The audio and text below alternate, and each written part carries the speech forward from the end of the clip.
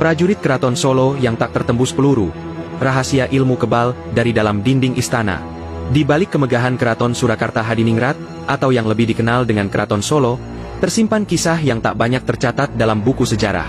Bukan hanya tentang raja-raja bijak dan upacara adat nan megah, tapi juga tentang para prajurit sakti yang menjaga istana dengan ilmu kebal, konon tak bisa dilukai senjata apapun, bahkan oleh peluru musuh. Kisah ini bukan dongeng belaka.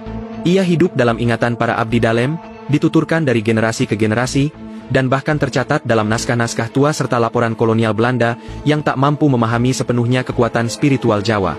Awal mula prajurit sakti, warisan kerajaan Mataram.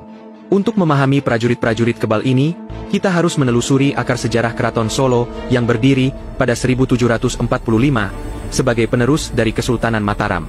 Mataram dikenal sebagai kerajaan besar yang tidak hanya menguasai tanah Jawa, tetapi juga memiliki tradisi mistik dan spiritual yang sangat kuat. Dalam sistem pertahanan kerajaan, terdapat kelompok prajurit khusus yang dilatih bukan hanya dalam ilmu bela diri lahiriah, tetapi juga laku batin, tirakat, puasa mutih, kungkum di sungai, hingga tapang rame di tengah keramaian. Mereka mempelajari ilmu kanuragan, salah satunya adalah ajian Pancasona dan ajian kulit buntet, yang membuat tubuh mereka tahan terhadap benda tajam dan peluru.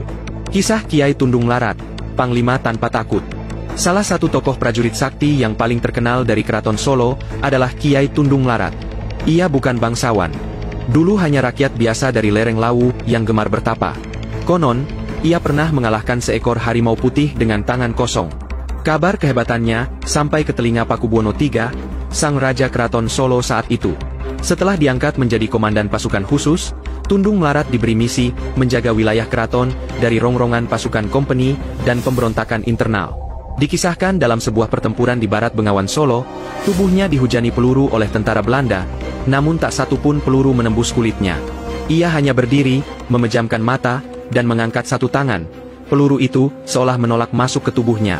Ilmu kebal, antara fisik dan batin. Apa yang membuat para prajurit ini begitu kebal?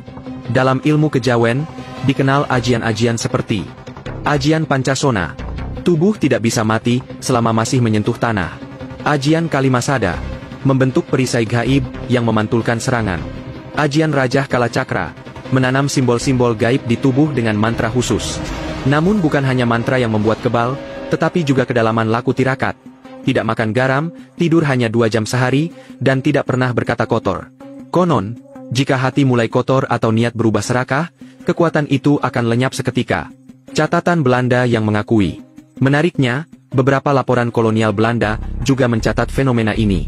Dalam arsip militer VOC tahun 1757 yang kini disimpan di Belanda, tertulis laporan dari seorang letnan bernama Johannes van der Meulen yang menyaksikan seorang prajurit Solo yang tak bisa dilukai peluru mesiu bahkan setelah ditembak dari jarak dekat.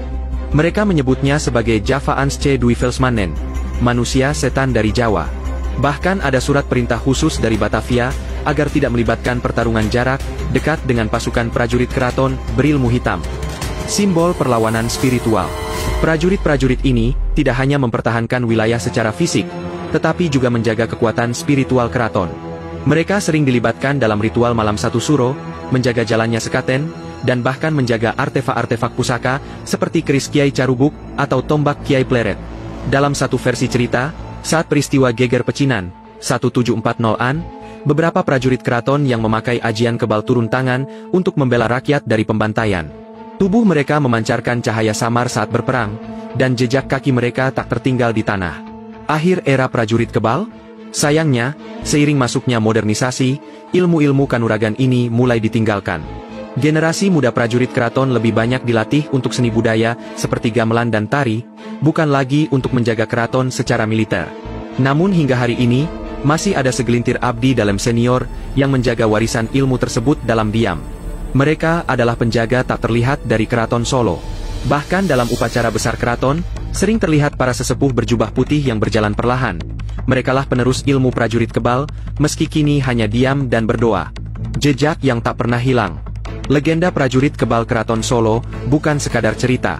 Ia adalah simbol bahwa kekuatan sejati tidak hanya berasal dari senjata, tetapi dari kemurnian hati, kesetiaan mutlak, dan laku spiritual yang dalam.